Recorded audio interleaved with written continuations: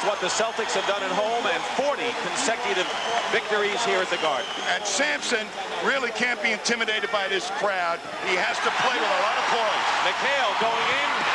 This is the first shot of the game. Now, Tommy, the Celtics have switched defenses in the backcourt. Well, they said they were going to have Ainge guarding Lloyd, but he's out taking Reid. They wanted to make Reid work a lot harder and put Dennis Johnson on him. They haven't gone that way. Sampson takes the first shot and misses, and a loose ball foul against Houston. Houston, the foul was on number 32, Lewis Lloyd committed the foul. You know, getting back to Sampson, if Sampson were to overreact and play more passive, he won't be a factor today. And now they say the foul was on Robert Reid, his first. He got into foul trouble in the last game. Dennis Johnson penetrated. And the Celtics take the lead, crashing the board. Kevin McHale. Now Ainge is on Lloyd, and DJ on Robert Reid. Bird steals from McCray. Johnson finds McHale. Reid was defending, and McHale gives the Celtics a 4-0 lead. Kevin McHale has led the Celtics in scoring in both of the losing games for the Celtics.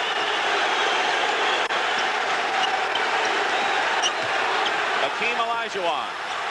Parish cuts him off. Back to Akeem. And a Celtic foul. They're starting with Robert Parish on Olajuwon, primarily because Parish will muscle him a little bit more than McHale will, can play him maybe a little bit better one-on-one than McHale also. Tommy, Robert Parish has been off his game in 3 of the last 4. Casey Jones said yesterday he's the backbone, and they're going to continue to go to him particularly early. I think they need his points. Right from the inception of this series, Parish was important. Olajuwon may be seeing a lot of daylight today. The Celtics were double and triple teaming him, and I think that they will pull that triple team off a little bit, so it ought to free this man up to make his moves to the hoop. Carried the Rockets in game number 5 with 32 points and 14 rebounds. Boston leading 4-2. McCray on Bird. Step back shot. So as Tommy said, Bird will be looking to shoot. And we'll have a violation, traveling call against the Rockets. And it's Boston ball. The Rockets trying to outlet it fast, but the Celtics right on the outlet man. Here's Bird. Parish with a fake on Olajuwon. And a Houston foul. And the Celtic bench, which goes about 6 or 7 deep at most. And the foul is on Akeem, his first of the game. Olajuwon will have to be very careful of fakes. Robert Parish, this entire series, has been trying to lift him. And particularly early in this game, stay on the floor. Parish has scored in double figures in only 2 of the 5 games of this series.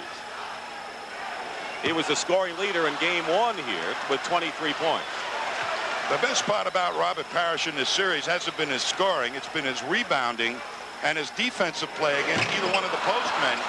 He really has helped to deny them good low post position. Misses both free throws. Celtics by 4. Houston has taken only 1 shot. That's the second, and that's good. And it's Robert Reid, who has gotten off to a good start from the perimeter in most of the games. Dennis Johnson quickly penetrating again. Scored. He's done a lot of that, Tommy. And the 2 shot blockers stayed on the ground that time. Allowed DJ to slip through for the layup. McHale picks up Rodney McCray on a switch. Sampson guarded by Bird, but Bird doing a good job against him. Traveling call against Ralph. Very aggressive defense by McHale. Forced McCray to walk. McHale in good position, and McCray, who has blocked several shots in this series, including one by McHale, and Bird blocks another here. Well, thank goodness for McCray, because Sampson gave up the good low post position. Danny Ainge missing. McHale and Bird underneath. Here's Bird and a basket.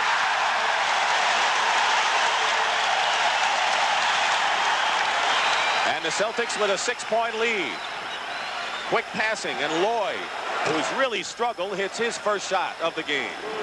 Bird is not going to double as much today, I don't think, in that low post.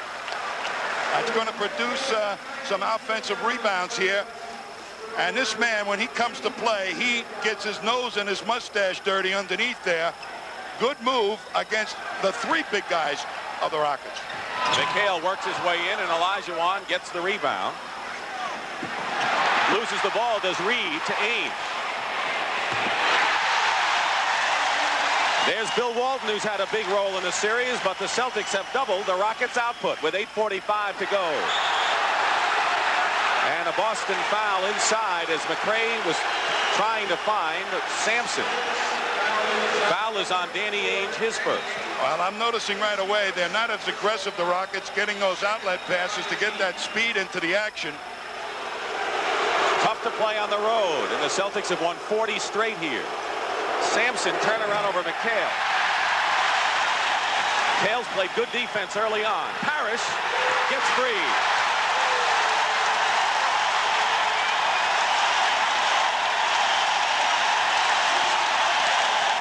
Timeout, Houston.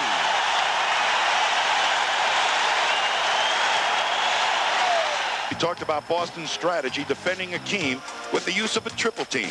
This strategy has caused a big problem on the weak side of the floor because now there are only 2 Celtics left with the job of keeping 3 Rockets off the boards. In Game 5, both Wiggins and Peterson repeatedly burnt the Celtics on the offensive glass. Here's Jim Peterson just walking in, unmolested for one of his 6 offensive rebounds Thursday night. The Celtics will have to be more judicious on their use of the triple team and keep Larry Bird on the weak side occasionally to block out. So the Celtics, Tommy, have made that adjustment, and it's worked for them so far. They have controlled their defensive board. The Rockets not getting that offensive glass like they did in Game 5. Rockets have turned the ball over 4 times, and the Celtics have made baskets each occasion. The Celtics have yet to turn it over. That's a big early statistic with 8:12 to go in the first period. Ainge all over Lloyd. 5 seconds on the shot clock. Akeem knocked away by Bird. 3-on-1 for Boston. Dennis Johnson draws the foul. Another turnover. And it could be 2 more points for the Celtics. What great defense, though, by Danny Ainge to not allow Lloyd to make the inbound pass till much too late. And here's Bird comes over at the last instant and knocks it away. Akeem thought it was being played one-on-one. And they had, the Rockets, only 3 seconds left on the clock when he went up with a shot. Meanwhile, Robert Reid commits his second personal, and here's Dennis Johnson, who has gone to the free throw line more than anyone for the Celtics in the series. Well, for 2 games, he penetrated an awful lot, trying to lift the Twin Towers. Instead, they gave him a lot of shots going to the basket, so he does get fouled, mostly by the guards, however. You see the banners atop Boston Garden, and the Celtics intent on tacking up number 16 today. But Dennis Johnson misses 2, and the Celtics are 0 for 4 from the line early on here. Robert Reid, Dennis Johnson on him. Well, they're taking a page out of the Rockets defense, making them waste time in the backcourt. Crowd boos Sampson every time he touches the ball. McCray going in. What a move by McCray. He switched hands, got the layup, and draws the foul. What a great pick that time by Olajuwon. Watch Olajuwon just step out on Larry Bird, allows McCray to swoop in there against McHale. Nothing much McHale could do once McCray got to the top of his jump. He's had a great series, and when you look at his numbers and Larry Bird's numbers, he has done everything possible to stay even with Bird. A tremendous accomplishment. That was one of the goals of Bill Fitch. If McCray can sort of offset Bird, he said, we win. Foul, of course, was on McHale, and it's 14-9 with 7.5 minutes remaining in the first period. Dick Stockton and Tom Heinsohn. Game 6, Boston Garden. Parish crashing the board. McHale inside. Ainge had position, but he lost the ball. But the Celtics are getting position inside on the Rockets. They're getting the offensive rebounds early.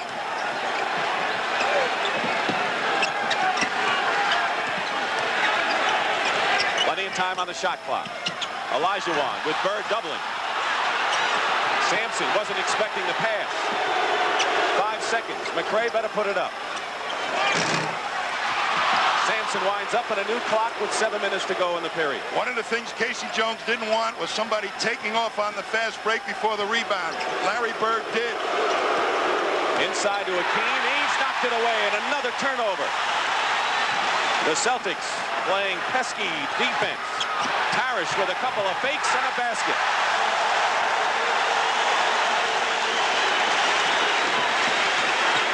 Lead is 7 for the Celtics. Their biggest lead was 8. Lewis Lloyd pulls up, in and out.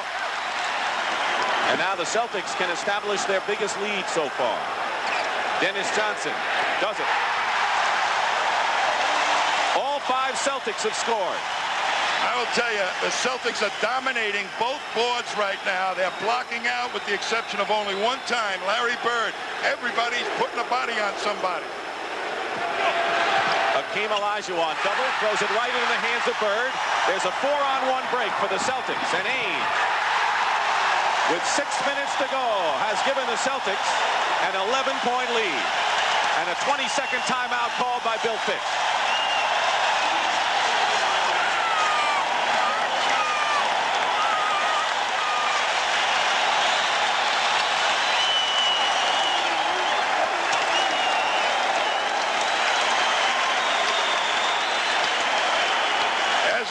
Larry Bird.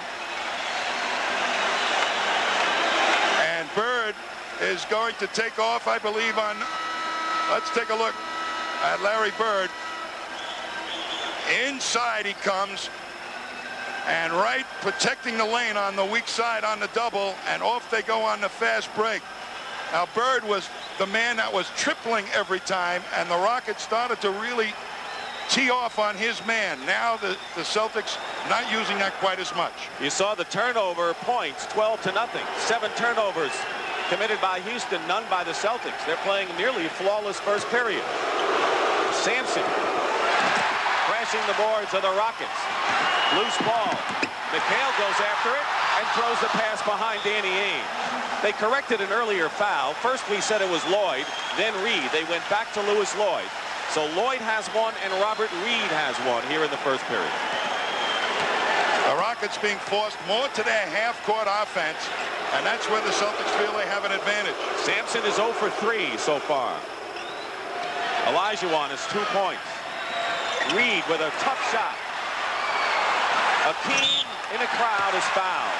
And Larry Bird slams the ball on the floor in disgust.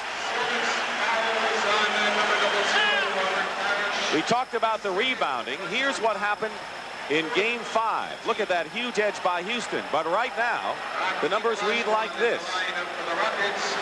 They're all even, but the Celtics have gotten the key rebound. And they're getting on the offensive glass a lot better themselves, the Celtics, than they did at any time down in Houston. Tommy Robert Parish has picked up his second personal foul. And in the last game, at least, Bill Walton played more minutes. And it seems that Walton has played a bigger role than Robert the last couple of games. The Celtics would like to keep Parish in there as much as possible. Absolutely. But he's going to have a tough job guarding Olajuwon one up because Olajuwon has got all those moves. 1 out of 2 for Akeem. He's been a 66% free throw shooter in this series. McHale. Sampson tried to overplay and got burned. Dick, he's playing passive. He's not just right. The poise a little bit gone from his game. And you may say that about the Rockets in general. They look just tentative out here with a lot of pressure of playing in the Garden Court. Olajuwon with a turnaround. Many of the Rocket shots are wild. Watch Parish run the court. Robert Reid alertly steals from behind. A 4-on-3 Rocket break, and Lewis Lloyd comes in with the hoop with 4:25 remaining in the first. That was a great defensive play by Robert Reid to make that steal from behind on Parish. Parish was running the court, as many people have seen him in the past. He's been picking his spots most of the series, however. Lloyd is on Dennis Johnson. Sampson again trying to overplay McHale. Couple of fakes stripped away, and Reid has made 2 fine steals in succession. Lloyd hits the jumper, and with under 4 minutes to go, the Celtic lead is down to 8. When they run, the Rockets get everything turned loose. Good rebounding, and Lewis Lloyd in particular. Lloyd is having his best start of the series. Ainge baseline. Quick pass. Bird to Dennis Johnson. Olajuwon has it knocked away and a foul called by Jake O'Donnell against Boston. Casey Jones wanted the Celtics to have more than a one-pass offense this afternoon. Move it around. Make the Rockets use their legs on defense. And here is Bill Walton replacing Robert Parish for the Celtics. Parish goes out having scored 4 points and 2 fouls. Walton has had a tremendous series as a rebounder. He made that key basket off an offensive rebound in game number 4. Walton, though, does not muscle a low post man as well as Parish does. So a team probably will get better low post position to make those swinging moves. Ainge committed the foul on Olajuwon. And there is Jim Peterson. And anytime one of the towers goes out of the ball game, Peterson gets the call, and he has been nothing short of magnificent the last 2 games off the bench. Well, particularly with that 3-on-2 rebounding that the Celtics were allowing, he was coming in virtually uncontested. So if that doesn't happen, you don't see Peterson producing those same rebounding numbers. Not when you put a body on him, and he may even pick up some fouls.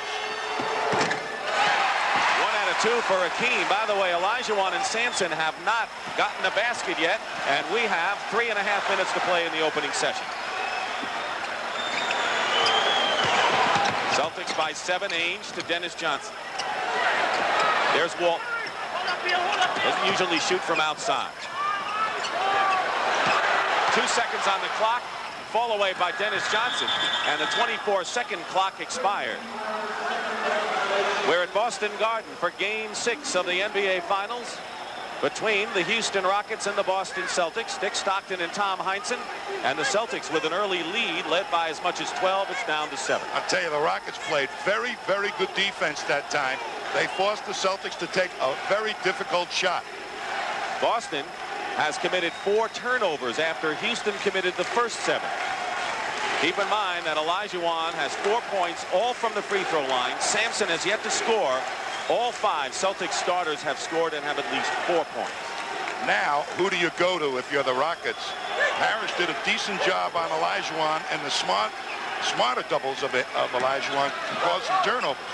Maybe they go to Akeem again and maybe try to get Walton working and in foul trouble. Olajuwon playing way outside. 8 seconds on the shot clock and throws it away. He was looking for McCray, and that's the 8th turnover against Houston.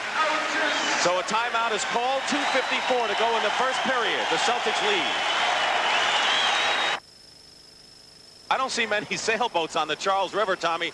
The fans are either here or home watching the game. Well, you can't plug in your television set out there anyplace, can you? Well, they have ways now. There's the Boston skyline. It's rained the last few days here in Boston, but today is a gorgeous day. And inside Boston Garden, we'll take a look at how the shooting has gone thus far. The Celtics, 58%, Houston 42%. Keep in mind, the Rockets have not shot 50% in any game of this series. Rockets have played in the prior games good defense, making the Celtics use a lot of time in the backcourt. Steal by Olajuwon. Gets an easy bucket. And now it's a 5-point Celtic lead. Rockets have reeled off 7 in a row now. Lloyd has played the entire period and has played well. More aggressive, and there's another turnaround and another Akeem Olajuwon foray. And now the lead is cut to 3, and the crowd is a bit upset right now, not to mention Casey Jones. Well, they double-teamed Walton. He was trying to find Bird, but couldn't get the ball away. 9 straight run off by the Rockets. Quieting the crowd. The visitors from Houston. Into Walton, and Olajuwon makes another steal. Under 2 minutes to go in the period, and Rodney McCray with great acceleration scores, and it's a 1-point game, 11 straight, and the Celtics have gone to sleep right now, and a 20-second timeout called by the Celtics. I'll tell you, Olajuwon is just playing sensational defense with his feet. Now you watch, you got to move your feet in order to go out there and make a steal. He timed it perfectly, and away he went. But now watch what he does. He gets that soccer defense hand in there and a nice clean pick away. And here he comes, steps in once again. And most centers don't have the real versatile feet like Olajuwon, and there's McCray, and I'll tell you, once he goes up in the air, Bird cannot stop him. You know, Tommy, everyone talks about the goalie in soccer, but another sport that Hakeem Olajuwon played was team handball, and a lot of people think that quickness with his hand has also paid off in making those kinds of plays. Sampson out to meet McHale. 1-point lead for the Celtics. Walton scores inside after seeing Olajuwon play a tune on him. McCray goes all the way in, gets the basket and a foul. Rodney McCray, who really has played a tough series in several areas, and Walton commits the foul, his first. I will tell you, they advanced the ball so quickly that Walton has to really adjust and switch out on McCray, but it was much too late. They are taking the inbound pass and getting it up the floor exceptionally fast, the Rockets. McCray is the only Rocket player who has played 40 or more minutes in the series. The Celtics have Bird, Dennis Johnson, and McHale who have gone 40 or more. Misses the shot. Olajuwon has it. And McHale clears. The Celtic lead is 24-23. McCray had an opportunity to tie the game. 1:18 on the clock, first period. Bird, Reid on him now, spins inside and draws the foul. You know, he has not been able to do that for a couple of ball games. McCray has been playing him super solid straight away, and backed off just a little bit so that spin move wasn't there. That was Reid's second foul. Celtics in the penalty, but not the Rockets, and McHale scores. He leads Boston with 8. Celtics by 3. The Rockets had scored 13 of the last 15 points. And McCray's pass thrown out of bounds, and Olajuwon looks at him and says, yeah, that was for me. I'll tell you that inexperience that time showed in McCray's game a little bit. He should have just kept up in the air and stuffed it. 48 seconds in the period, 13 on the shot clock. Bird. Larry Bird has 6. And McCray gave him good position. Lloyd loses it to Bird. And they're going to jump this up. And Bird is yelling at Danny Ainge to come closer and try and get the ball. He wanted him to come back to pass, and Ainge was practically taken off. But here's Bird hustling. I'll tell you, inspiration, there it is. When he goes down on the floor, the rest of them will fly through the building. But look at the pushing and grabbing. It'll be a jump ball. Bird angry at his teammate in that play, and that's the kind of intensity that he brings to this game 6. He'll be jumping against Olajuwon and giving up a few inches, to say the least. But Bird has that savvy and the timing, and the Celtics have it. Boy, he just created enough room for himself to get up there and tip the ball. I'll tell you, that is really smart. There's no way I thought he'd get the tip against Olajuwon. 10 seconds on the shot clock. Bird takes McCray into the air, and Walton follows.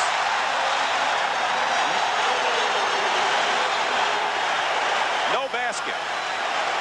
Should have been a basket. He hit the ball after it hit the glass.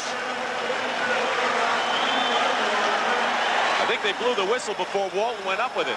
No, it was on Bird's shot.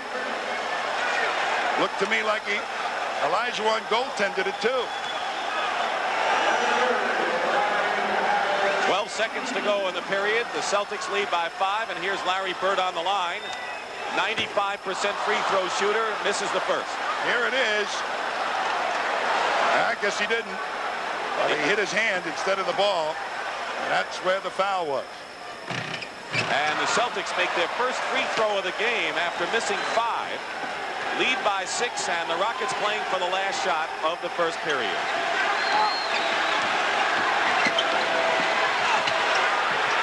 Olajuwon. And a 3-second violation with 1 second to go, turns it over to Boston. Ainge to McHale, and that'll do it. There were 18 turnovers in the first period, 11 by the Houston Rockets.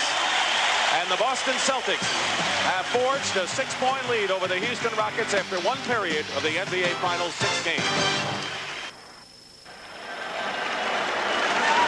The NBA Finals on CBS, game number 6 here at Boston Garden between the Houston Rockets, the Western Conference champions, and the Boston Celtics. The score after one period of play is 29-23 Boston, but Tommy, Houston had 11 turnovers and Ralph Sampson didn't score. As they're still in striking distance, the Rockets. You would think with 11 turnovers, the Celtics would be ahead by more. And Ralph Sampson, I think, in that quarter, overreacted to the fight situation down in Houston, became much more passive than he had been in the prior games. So Jim Peterson, who has 21 rebounds in the last 2 championship games, is in there. Kevin McHale, who has 8 points, starts on the bench. And Robert Parish, who has 2 personals, is in there. And Walton is going to be guarding Olajuwon. Dennis Johnson on the turnover. It's number 12 against the Rockets. Pounding the ball, keeping it on the floor. Half-court offense. Not seeing as much isolation with Bird so far as we did in the previous game. Dennis Johnson with 4 seconds on the clock, misses. Peterson in there, but Olajuwon gets the rebound. And good speed, 3-on-2. Peterson spinning against Bird is short. McCray is there, using his body well, and it's 29-25. Tommy, the Celtics now have their version of the Twin Towers with Parish and Walton in there at the same time. But I don't think Boston's Twin Towers nearly as effective as Houston's can be. They got a lot of age, though. Parish and Walton. Finally, Walton scored. It worked there. Peppered the offensive glass. Reid setting it up.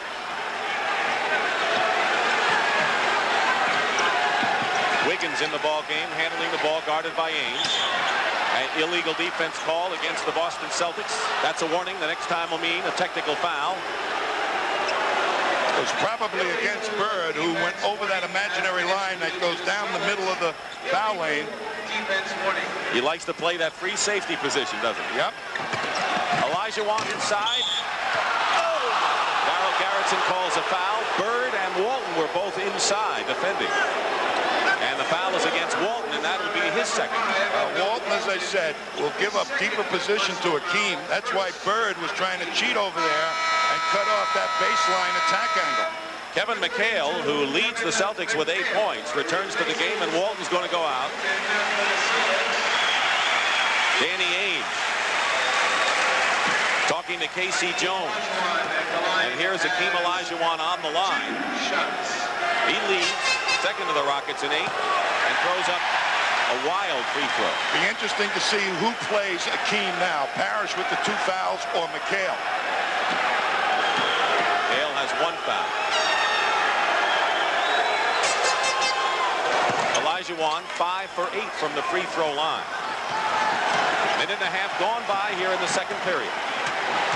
Celtics lead 3 games to 2 in the final. Bird coming off the screen.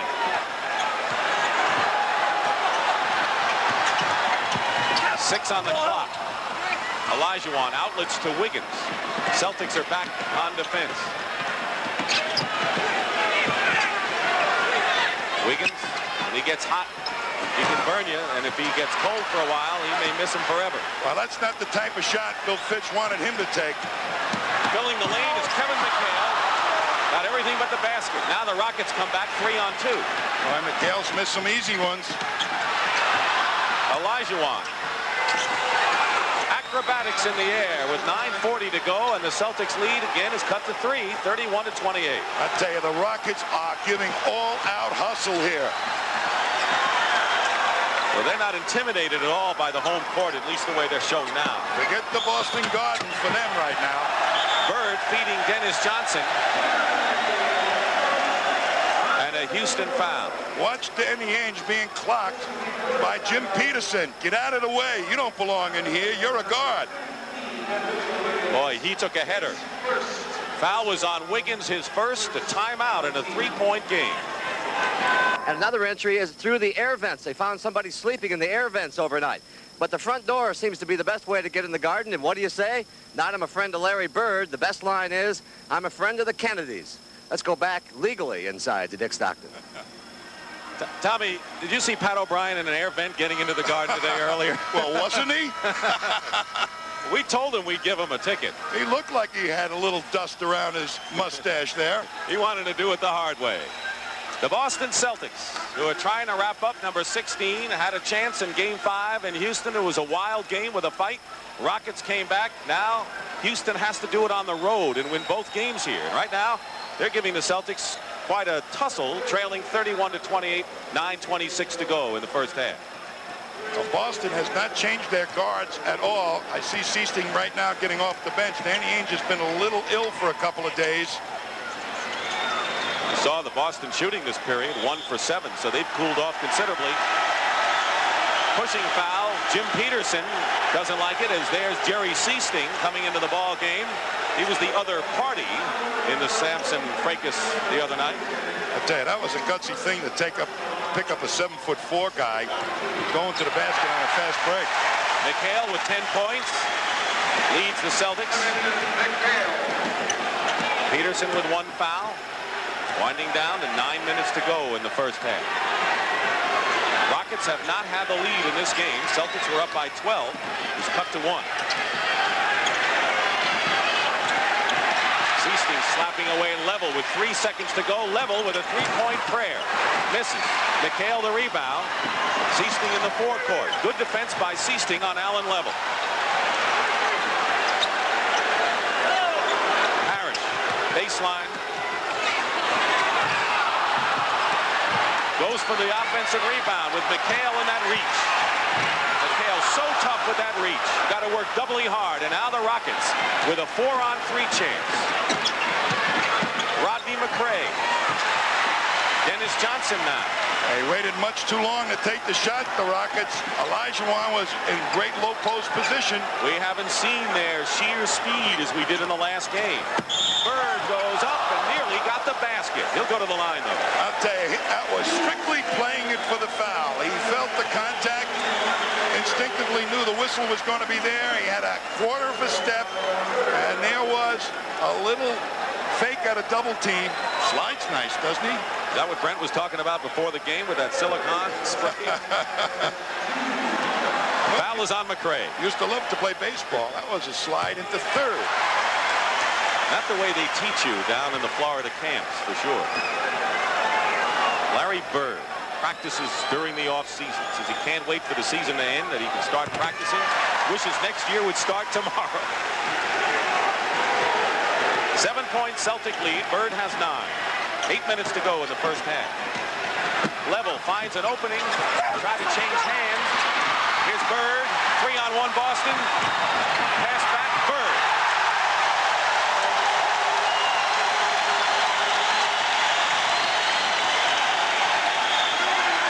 Timeout. Houston. Celtics have it up to 9 once more.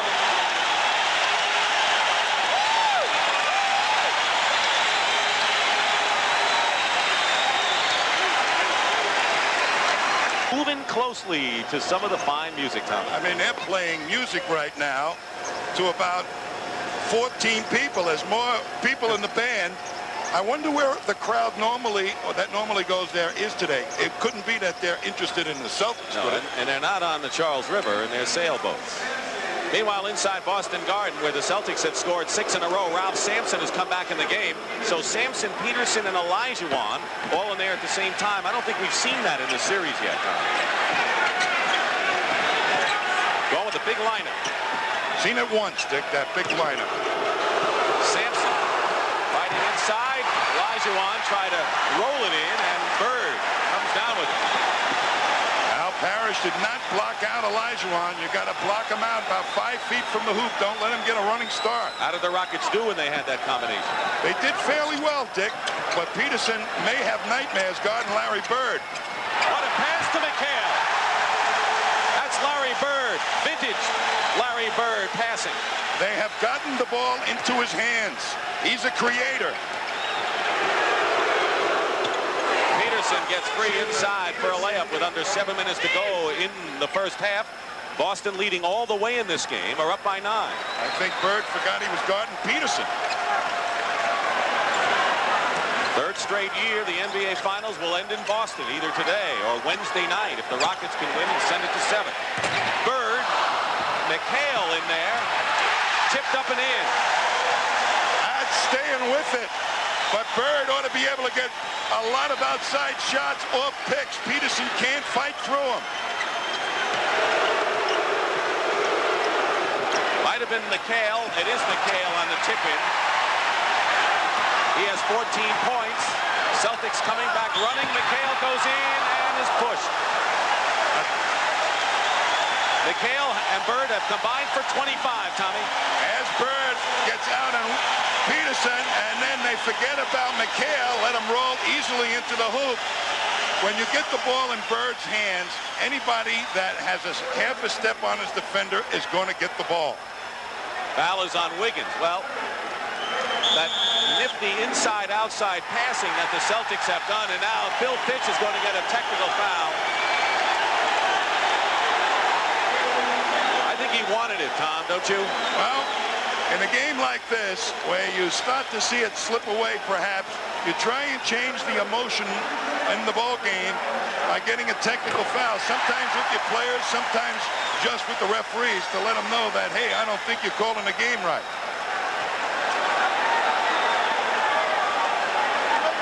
Red Auerbach, no one better at working with refs. That's Don Gaston to his left. Alan Cohen above Don Gaston, two of the principal owners of the Celtics. Red used to have the best stomp on the sideline I ever saw. It was a one stomp, 1 foot down, but boy, did it come down hard. That's what McHale has done already. He has been the best shooter for the Celtics in the series at over 60%. Sampson had been doing a pretty decent job on him prior to this game. That's where the passive element, I think, is showing its face. Peterson going up.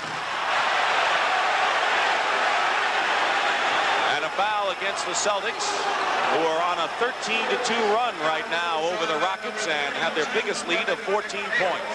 Dick, with those three big guys in there at the same time, Wiggins should not be taking outside shots. They should be trying to really post up Bird with Peterson. Wiggins is not even trying to get it to him when he's down there. Because Wiggins is an off guard, really not your point guard, level more of that role. Foul was on McHale, his second. Bird picking up level, trying to get inside. Level left open and hits the jump shot. He's had that broken wrist, just getting his shooting eye back. Wiggins gambling for the steal. He's an outstanding defensive player and has shown it in this series. He sure has, and he's done an outstanding job on that offensive board. McHale goes in. They're going to call goaltending against Olajuwon, who is helping out on Ralph Sampson. But credit the basket to McHale, who has 18 now. He started to get that shadow defense in action in the last ball game. Did it an awful lot against the Lakers in that series. Wiggins and Seasting had love pats as Wiggins went by. Peterson going strong, blocked by McHale. And a Rocket foul.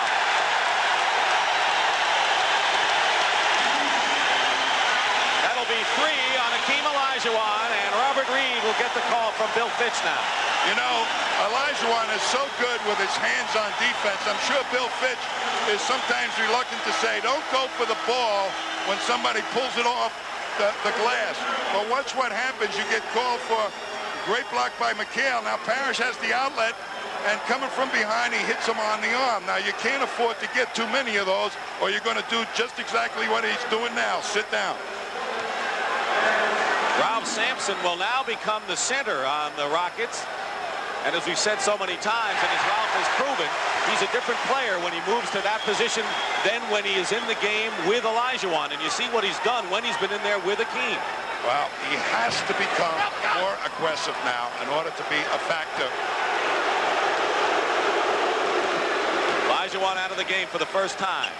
He scored 11 points and has 3 fouls. Reid missing. Wiggins crashing the board. Here's Sampson knocked away by Seasting. Seasting. Bird, 3-point fake. Parish. And Parish didn't seem ready for the pass and took too many steps. Danny Ainge has returned. This is Game 6 of the NBA Finals on CBS from Boston Garden. We're a capacity crowd as usual at Boston Garden, trying to see if the Celtics can wrap up another title. And they're leading by 15 points with 4:40 to go in the first half. Dick Stockton and Tom Heinsohn level, lost the ball. Sampson going in, missing again. Several of the Rocket shots have been good shots. They've just come off the rim, Tommy. Now, that may really hurt Sampson's psyche in this ball game. That one he should have scored. He's 0 for 5 from the field. McHale and Level knocked it away.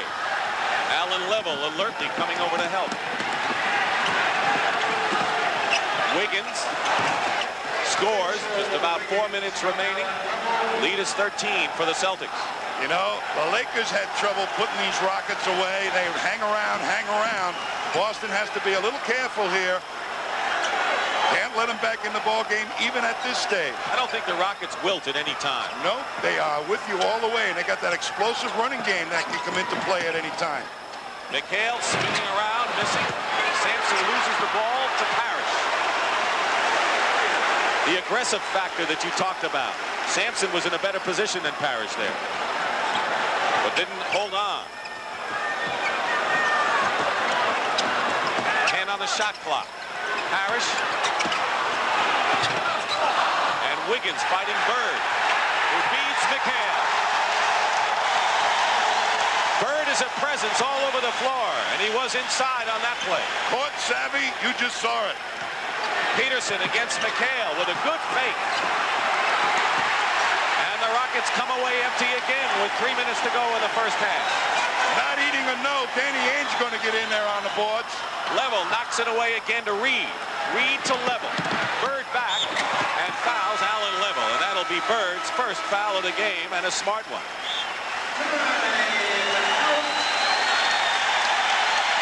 Timeout. 2:49 remaining in the first half. And I don't think there's any doubt that the Celtics came out with a very destructive attitude today. How about Ralph Sampson? He's been missing in action. Well, Brent, I thought he was going to come out, maybe bang someone early, get involved. He has not scored a point and really been inactive the whole ballgame. They need him. Let's go back to the floor to Dick and Tommy. Thank you very much, Brent. We said at the outset that Ralph Sampson was a key reason why the Rockets won. Even when he left the game, they played for him the other night when he was thrown out on that fight. And there was a lot of emotion by the Rockets, but their other contending games in Houston were with Sampson playing a solid game. If he is not a factor today, the Rockets, as again we say, are in a lot of trouble. And Bill Walton coming in right now for Robert Parish. Will be a good time for the Chief to get some rest. They don't want him to pick up a tired foul, Parish, because they know he's going to be important guarding Olajuwon in the second half. 49-36. Rockets trail by 13. Walton setting a pick in the backcourt. Wiggins staying with Johnson and making Dennis work.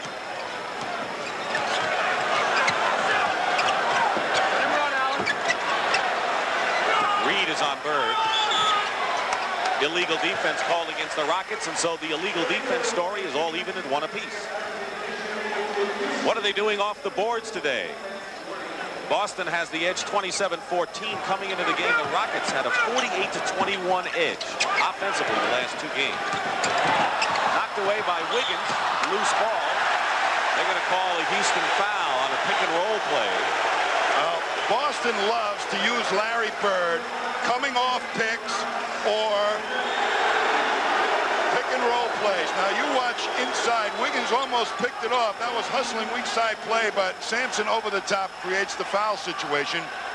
But Bird is a creator, and that's what they're going to have him do all afternoon long.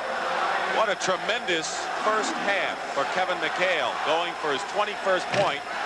And fails. The Celtics struggled from the line early, and then they've come on strong before he missed. There's a candidate for the MVP award is Kevin McHale. But as long as number 33 produces, everyone is always going to look at him as a favorite. But all that is premature because Game 6, we're not even at halftime, and it's 50-36. The Celtics have control thus far. Sampson's foul, by the way, is first of the game against Walton. And Ralph Sampson is on the board with 2:05 remaining in the first half. A good sweeping hook shot that time on the catch. That's what he needs to do more of. Under 2 minutes to go in the first half. McHale saved it nicely. Last touch by the Rockets.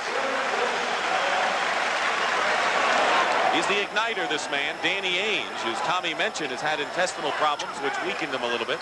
Wasn't even able to eat until yesterday. Reid going against Bird. Going up. Offensive foul will be called against Larry Bird, and Robert Reid was hit in the chest, and he's shaken up. He played excellent defense that time, but that's the price you pay for foot faking Bird and then wheeling back into the lane. You just watch him now. He foot fakes Bird, lets him think that he's got the lane to the basket, and then quickly gets back to it. Made a good recovery. Bird's foul is second. Sampson trying to get unleashed, misses, gets the rebound. Wild shot, Bird, McHale.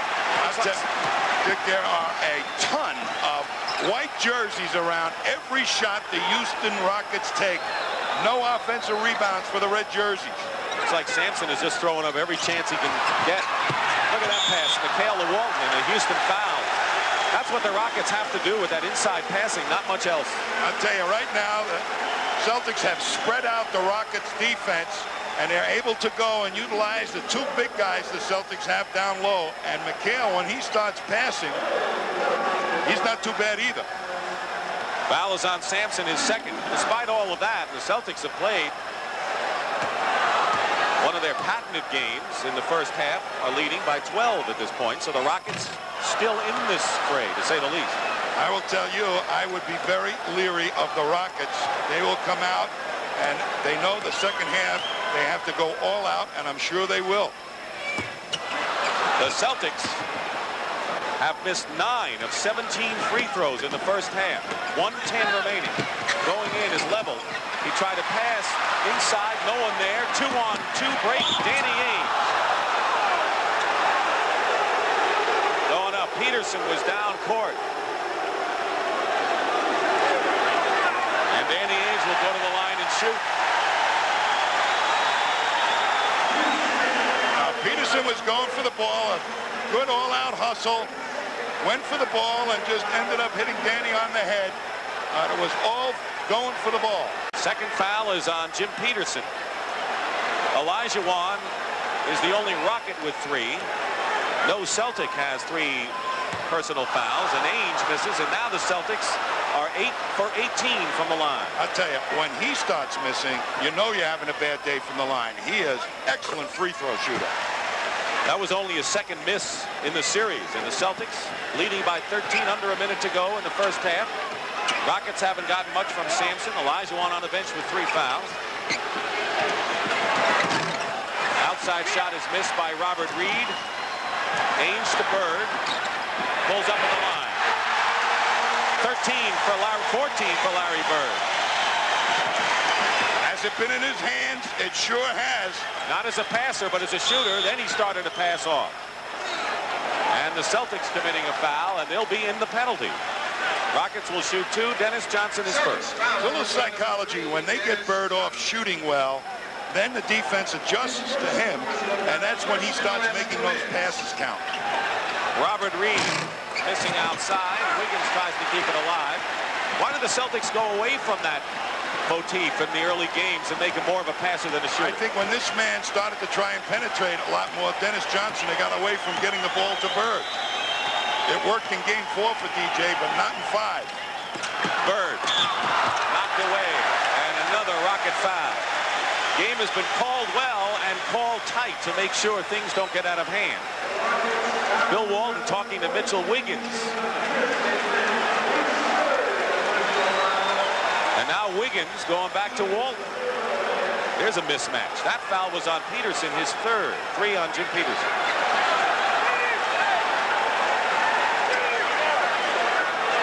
Bird is being much more aggressive on those isolations, trying to take it to the hoop, draw a defender, and the Rockets are coming down at him much more than they did in the last 2 games. Larry Bird very close to a triple-double already in this first half. He won't get it, of course, with 10 seconds to go, but he has 8 rebounds and 8 assists and a double-figure score. You know, I was with Red Auerbach the first time he ever saw Larry Bird play, and in 5 minutes, Red said, This guy is going to be a great player. He had 5 assists in 3 minutes. But he didn't tell everyone else, did he? No, he didn't. He probably walked away in But disgust. everybody else knew, too. Final second. It is still Rocket ball with 1 second to go. Celtics have their biggest lead of the game right now, 17 points. Rockets have 1 second to get it something off. Well, They did against the Lakers, and they won. Level from the corner at the buzzer, and that'll do it. Crowd gives the Celtics a standing O. At the end of 1/2 of Game 6, the game that could give the Celtics the title over Bill Fitch and the Rockets, it's Boston 55, Houston 38. Brent Musburger coming up at the half. Live from Boston, CBS Sports coverage of the 1986 NBA Finals is sponsored by the new Chrysler Corporation. They don't want to be the biggest, they just want to be the best. And by Cigna, whose companies provide an array of insurance, healthcare, employee benefits, and financial services around the world. In a Game 6, what is it about this building? Now, I know you were able to conquer that last year, but what happens when you come to the Garden? Well, the emotional stability of any team is very important here, Brent, because when it comes down to Game 6, and it means the difference between winning and losing a championship, 3-2, Boston senses it, they feel it, they smell it. You as an opponent have to treat the crowd like you would your nagging wife or your wife would a nagging husband. You got to block it out. You got to try to. You can't let it get you around. I've never been able to do that.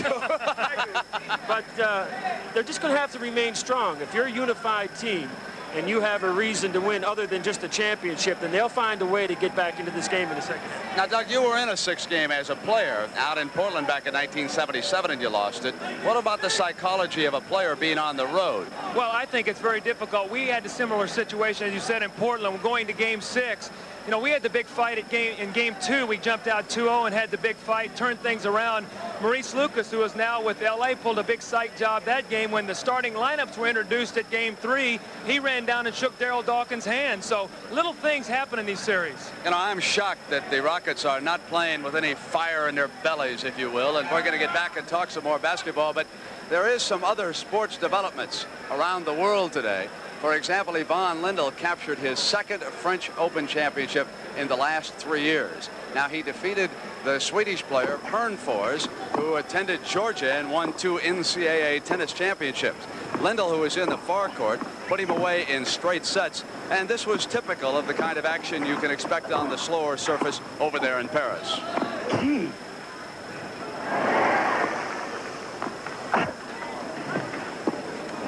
And so Yvonne Lendl stamps himself as the player to beat once they get to Wimbledon. Now, Westchester is coming up here next on CBS, and Raymond Floyd, the veteran, has moved to the top of the leaderboard with a one-stroke lead. And as soon as we conclude our proceedings, and of course, if the Celtics win, they will pick up the Larry O'Brien Trophy right after the game. But now let's get back to Pat Riley and Doug Collins. And Pat, what did happen to the Lakers? I know you've never been asked that question, but what did happen to the Lakers against the Rockets? Well, it was a very painful experience, Brent. You know, we had, if there was a disappointment in the whole particular series and finish, was the fact that we couldn't be here to defend it against the Boston Celtics, the team that we took the championship away from last year. But Houston deserves a lot of credit. They came strong, they came hard, they came on a regular basis. We did not make the plays we had to make in critical situations, and that cost us the game. Now, will you have major changes on the Lakers before next season? You need some more muscle underneath against the Rockets. Will you go out and make some deals? We have a great team, Brent, and we're not going to overreact to the situation. I think the one thing we have to do is we have to get a little longer. Let's be realistic that size isn't the most important factor. If you're going to beat Houston or you're going to beat Boston, you're going to have to get taller and better, and that's what we're looking for. All right, Doug, you take on a little bit tougher job, trying to elevate the Chicago Bulls. You've got a great player in Michael Jordan. What kind of style will Collins bring to the Bulls? Well, Brent, I want to play an aggressive, fast break style, a lot like Pat Riley, pressure defense, get out, let the guys have fun. Basketball is a game meant to have fun. Try to utilize Michael Jordan's abilities. Give it some stability. There's been 9 coaches there in 10 years, and I want to be 3 things. I want to be firm, fair, and consistent. You know, Doug, I was told that Quentin Daly will not be back with the Bulls, but let me ask you about another player, Orlando Woolridge. Will you bring him back? Well, it's a very delicate situation right now. If the Boston is to win today, he becomes a free agent, and now we have to wait. Does he get an offer sheet? Are we able to sign him? Pat knows it's a very difficult thing with the free agents. All right, we're going to come back and talk about the Houston Rockets and the Boston Celtics. Can they come back? Well, we'll hear from Pat and Doug after these messages from your local station. And the Celtics well on their way to NBA championship number 16 here this afternoon. And, you know, Pat and Doug, in every athlete's life, there is that moment when you either stand up and make yourself counted or you shrink from it. And I must say, Doug, that I think Ralph Sampson has shrunk completely from it here today. Well, Brent, I know that in Game 6 after Portland, I did not play well. I remember I had 6 points. We lost by 2. You carry that with you all summer. Ralph Sampson has got to make his presence felt, or he doesn't want to go into the summertime with this kind of feeling. Well, we can take a look at the kind of series he's had. He opened up 1 for 13, and, of course, then he played pretty well for 3 games. He was ejected, a fight that he himself knows that he started. And then here this afternoon, this is the kind of accounting he's giving of himself, Pat Riley. Well, it's important for a player, especially after what happened the other night, Brent, and the kind of reaction that came out of the media about the getting thrown out of that game down in Houston. There was no way that Ralph could come back weak. He had to come back strong. I would even say that probably the first thing he should have done was maybe knock somebody over. I'm talking about a hard foul or to establish an aggressiveness that he has not shown in the first half. Well, Doug and Pat, let me ask you about what Bill Fitch can do to get his team back in this game. The Celtics are playing very well here today. Well, you know, I was looking at the turnovers. Houston turned the ball over 11 times in the first quarter. They were down 22-10. There was a breakaway layup. Robert Reid made a great steal. I thought that they had weathered the storm and got back in it. And Pat and I were talking, but the Celtics are just wearing them out. Pat? The game is broken down into skirmishes, Brent. The Celtics came out with a great run, 22-10. Olajuwon keyed them to get back into the game for Houston. Boston had another skirmish. They won 2 out of the 3 in the first half. And if there's a big skirmish at the beginning of the third quarter, and if it's by Boston, it's going to be a world championship for them this year. And the next time we get a tight shot of Larry Bird, take a look at those eyes. They're burning with desire right now to win number 16. We come back. Dick Stockton and Tommy Heinsohn will take you into that critical third period, and we will continue in just a moment. 1986 NBA Finals is sponsored by Miller Lite. For great taste, there's only one light beer. Renault Jeep, official vehicles of the NBA. And by Hewlett-Packard, the people who turn your business computing problem into a business computing solution. We're back here in Boston and looking at the shooting percentages. Keep in mind that the Celtics have won when they have shot 50% in this series. Houston is under 40 right now. Taking a look at the rebounds, and the Celtics have a 4-rebound edge off the offensive glass. That's a change of tune. As far as the power forward matchup, strictly no contest right now, and we've already talked a lot about Ralph Sampson and how he has not really done the job thus far. Tommy Heinsohn, of all those numbers, I think the rebounding numbers is the one that you look at first, and why have the Celtics dominated the Rockets right now? They changed their triple teaming and double teaming strategy on Olajuwon, which was allowing the Rockets to gang rebound on the weak side. Now everybody's blocking a man, and they're much better in control of the defensive board, the Celtics. All right, Pat O'Brien just talked with Bill Fitch moments ago, and here's what Pat and Bill talked about. Let's go to it. Bill, first of all, what's wrong with Ralph? Well, you know, he's not having one of his better ball games, but there's 2 halves. I think probably he's well aware of the way he's played, and maybe we'll see him come back and have a little bit better second half now. What can you do to get back into this thing? Well, I think the thing we have to do is a bunch of avoid spots. I think we have to avoid any letdown here early. We can't let them jump on us. We've got to go out and get ourselves about a 10-point spread in the third quarter, and then see if we can get back into it. If we can get it down to 10 going into the fourth quarter, we'll be in good shape. You're confident? Well, I'm confident now. We can't play worse than we played. Okay, thank you, Bill. Back to Dick. And the leading scorers in the first half, Kevin McHale with 21, Olajuwon with 11, and he went to the bench with 3 fouls. McHale and Bird accounted for 22 of the Celtics' 26 points in the second period. And now, Tommy, the Celtics playing at home, going into the third period, which they practically owned in this series. Well, they have to not be too cautious, the Celtics. Run when they have it. The Rockets really have to start taking those rebounds back away from the Celtics. McCray, who went to the bench when they went with Olajuwon, Sampson, and Peterson. Over Bird, long shot. McHale clears. No chance for an offensive rebound that time for Houston. Usually you come out of the huddle and you try to get something going to the hoop. Very good defense that time by the Celtics. McHale screening out Lloyd. Bird. Sampson with the rebound. Outlets to Lloyd. His best play is an open court player, and Lloyd is fouled. This is the story in the third period. Houston made an exception of Game 5, but other than that, it's been all Boston. And you heard Bill Fitch talk about it and Pat Riley about what happens when the Celtics come out storming. I think that's where Casey Jones was most concerned about what happened down in Houston in Game 5. Felt the Celtics did not hustle enough in the third quarter, but I'm sure they will here at home. Foul was on Dennis Johnson, his second personal foul. Bill Fitch has stuck with Lewis Lloyd. A lot of people thought maybe he should go to Wiggins to start, but he has stayed with Lewis. Well, if they can get running, Lewis Lloyd's a weapon. They haven't been able to consistently keep running, so his game has been in and out. Bird. Double triple team. Parish is fouled. Parish got free. There had to be someone free with all those red jerseys around Bird. Well, that's what Bird loves to do, Dick, is that pick and roll play, and if you really don't play the defense just perfect, somebody's going to get an easy shot. Foul was against Lewis Lloyd. The Celtics continue to stumble from the line. They are 11 of 22. And miss another one. They are dreadful from the free throw line, and hopefully for them it won't come back to haunt them. Well, you know how many times in games missing foul shot have turned the tide. Ainge harassing Lloyd. Bird doubling Akeem right now, and Parish blocks the shot. Quickly out to Ainge from Bird. Sampson is back, and Danny Ainge with a nifty reverse layup scores over the 7-4 Sampson. Sampson reluctant to go for the block. Matching their biggest lead, 17. Reid for 3. Rims the basket. Ainge. And Lloyd runs it up for the Rockets. 4 on 3. High rainbow shot for Lloyd. Well, Danny Ainge took a bad shot in the corner. They don't want to get in a running game with the Rockets. They've only been playing 6 guys most of this series.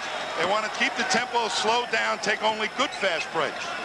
That's the one thing that upsets Casey Jones when they start to play freelance, get away from inside.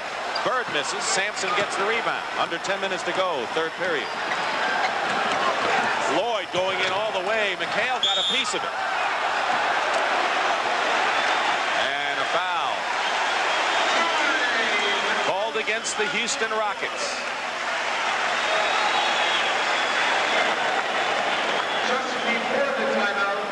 Afternoon in Boston, and some people are just having a delightful afternoon. The Celtics and their fans are having a delightful afternoon thus far inside Boston Garden. Robert Parish, very, very important defensively against Olajuwon because he does not give good low post position, and he's big enough on that baseline move to challenge the shot, something McHale was not able to do. And look what happens when those good blocks.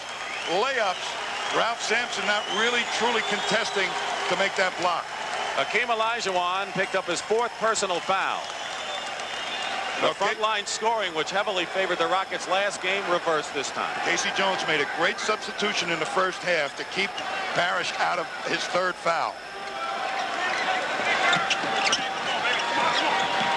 Dennis Johnson looking for Parish. Olajuwon gets his 5th. Rockets really have to go to the drawing board. Parish, ball dropped for him. 7 points for Robert Parish. Quickly up court is Lewis Lloyd. And Lewis Lloyd hitting 12 points, having his best game of the 6. Well, when he comes at you one-on-one, he's one of the more difficult players to stop, Lou Lloyd. Celtics have been aggressive. The Rockets tentative. Celtics have made the adjustments inside. Olajuwon gets the rebound. Rockets have had trouble hitting their outside shots. Early turnovers hurt. Lloyd faking Dennis Johnson. And Sampson. Reid tries to slam it in on a follow and can't do it. The Rockets got it up quickly that time. Good outlet pass. They need lots more of that. Keep the foot on the gas pedal. tire the Celtics out in the fourth quarter. Bird.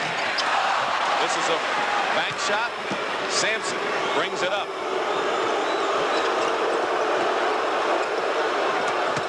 Passes inside to McCray. And a foul. Good pass by Ralph Sampson, who's been one of the best passing centers and forwards in the NBA this year. Well, Sampson, I don't think really should be dribbling on the fast break, because that allows the big man to pick him up. And that really puts one of the big Celtics in a foot race where he has the decided advantage. Here's McCray, who earlier in the ball game had a chance to tie things for the Rockets. The Celtics jumped to a 22-10 lead. Houston scored 11 in a row, came within one. Then remember, McCray missed the free throw. And then the Rockets were outscored the rest of the way, 26-15. And Houston has been going uphill ever since. 1 out of 2 for McCray. McCray, to me, has been an outstanding player for this Rockets team the entire series. If it's not offense, it's defense. 14-point lead for the Celtics. Their biggest lead has been 17. Early here in this third. At halftime. Ainge.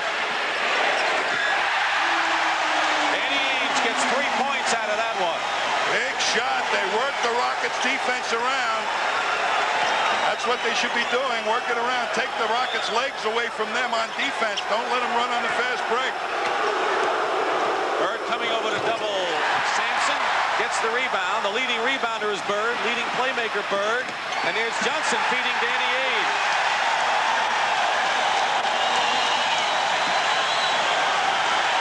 And if the Rockets don't make a run soon, this could be history. The Celtics are playing scintillating ball, and another fine defensive play.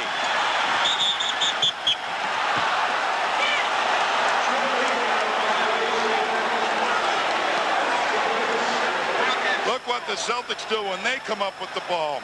Quick outlet pass, Bird, and could have been a foul on Bird that time. 3-on-1, quick to the wing, Danny Ainge makes him pay. Then the Celtics threw it away, and the Rockets coming back with 7:10 to go in the third period. 19-point lead, biggest of the game for Boston. Olajuwon in a crowd. Foul. Parish fronted him that time, trying to deny the pass to the deep low post, but they got it over Parish's head. That doesn't happen very often. Third foul on McHale, and Olajuwon is at the line. Keem had gone on the line coming into this game 18 times more than the next Rocket. And he has gone on the line a lot in this one. He has 12 points. 6 of 9 from the stripe. Dick, he has the quickest development of center skills I've ever seen for a player coming into the NBA. And the one thing Bill Fitch says you'll see better of will be his defensive play. And his passing next year, too. Just under 7 minutes remaining in the third period. Dick Stockton and Tom Heinsohn at Boston Garden. Sampson was trying to overplay McHale and pushed Kevin. And for Ralph Sampson, that'll be his third foul. Olajuwon is playing with 4. Timeout. Big lead for Boston. And Havlicek, what about your most memorable game here in the Boston Garden, John? I think the most memorable game had to be the Game 5 against Phoenix in 1976 because that particular game had so many ups and downs and highs and lows that I was in the locker room thinking the game was over one time, but that has to be the most memorable. That was a triple overtime game. Where do you place this Celtics team among all the great Celtics teams? This is a great Celtic team, and they're much better than our 76 and 74 teams. As far as some of the 60s teams with Russell, I think we'd have to play to find out. You're part of 8 banners up there. That's over 500. You'd like your percentage to come down a little bit today, wouldn't you? Definitely so, because this team has meant a lot to me and the city, and once you're a Celtic, you're always a Celtic. Always a Celtic. John Havlicek, and let's go back to Dick. Thank you. Tommy? You know, Dick, John Havlicek, when I started coaching, I wanted him to take the last shots, you know, down the stretch, the last couple of seconds.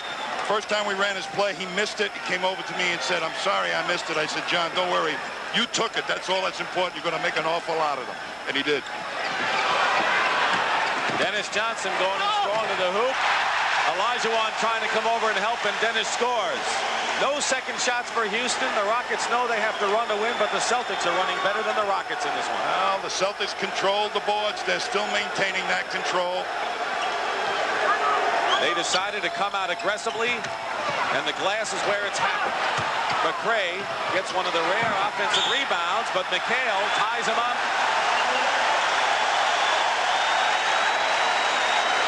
Octopus. They have 5 jerseys right around that hoop, ready to a defensive rebound. And the Rockets 2 for 11. Robert Reid has only 2 points in the game.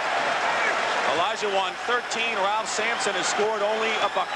Well, they put Dennis Johnson to take away Reid's game from him and allowed Ainge to guard Lloyd and try and double off Lloyd. Normally, the coach would then adjust if there's a next game, but there may not be a next game, Tommy. The last adjustment may have been KC. McHale misses. Parish fights. And Sampson lost the ball. He had the chance. Here come the Rockets.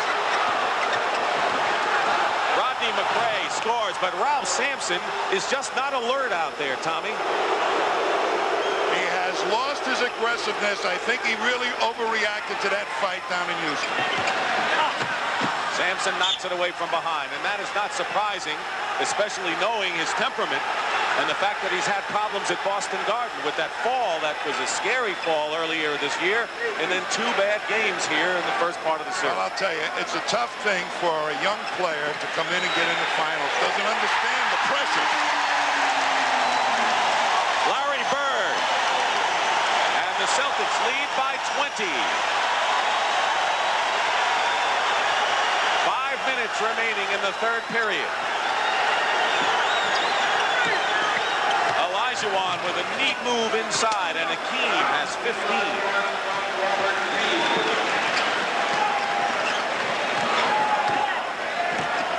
Wiggins, or Lloyd that is, trying to look for the steal. Parish. 9 for Parish.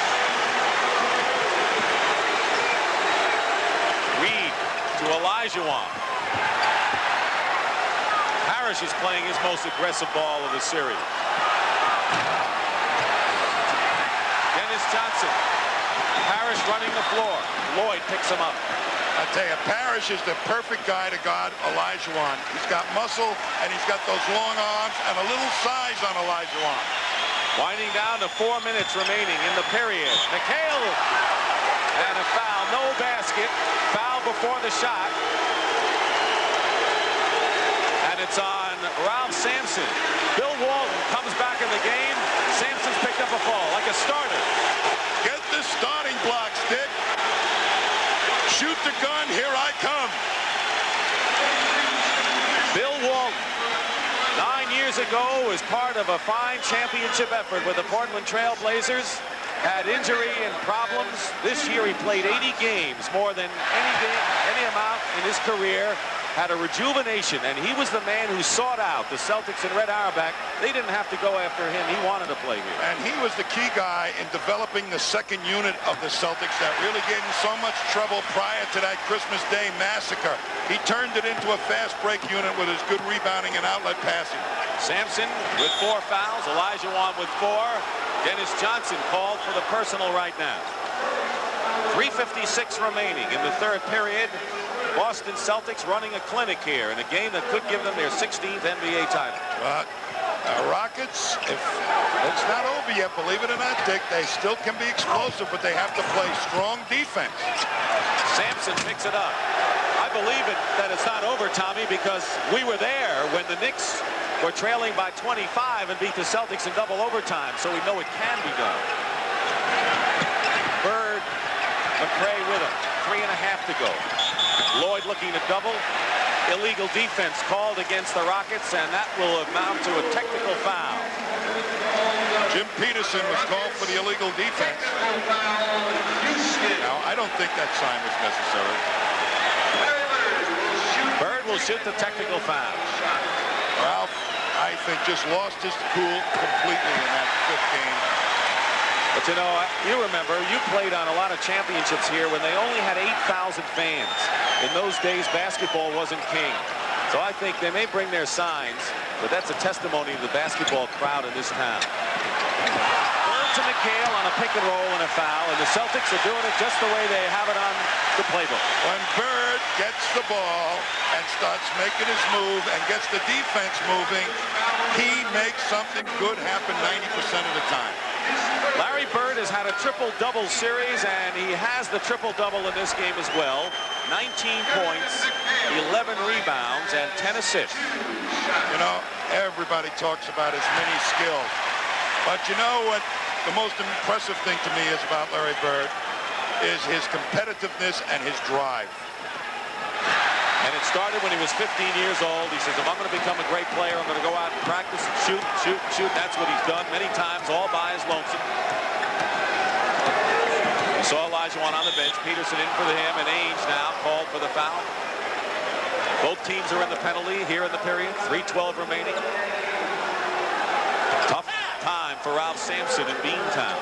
Trying desperately to shed that monkey off his back of never having been a real winner. And I tell you this, before the fight, and even after the fight, he's a winner in my book. He's going to be a great player down through the years. And this team with the red jerseys is going to be heard from a lot of years from this game today.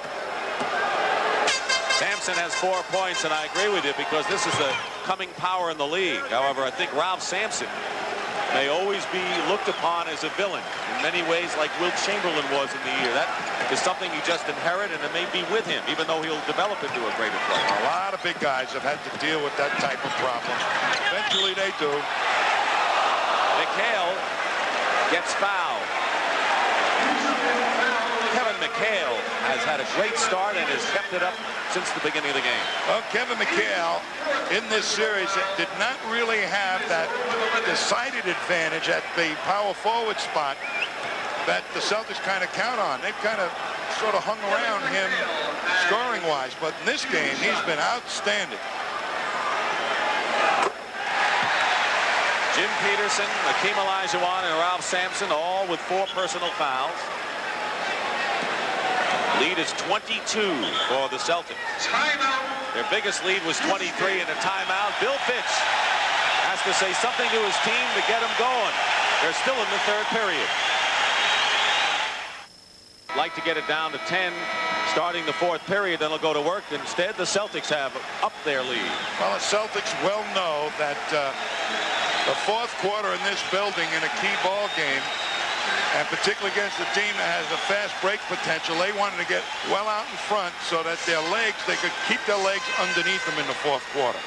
28% shooting by the Rockets, the Celtics at 50%, but Ralph Sampson has yet to give any indication he's going to be a different player the rest of the game, and they're going to need him, Ralph, to do something, to do anything if they're going to make any comeback. Well, if they don't get Olajuwon back in here soon, regardless of the fouls, you got to go out with your best. 27 for Kevin McHale. Bird has 20. And there's Sampson. 6 points for Ralph Sampson.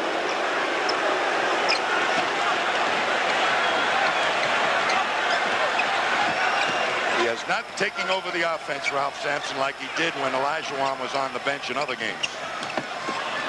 Ainge looking inside, and Peterson picks it off.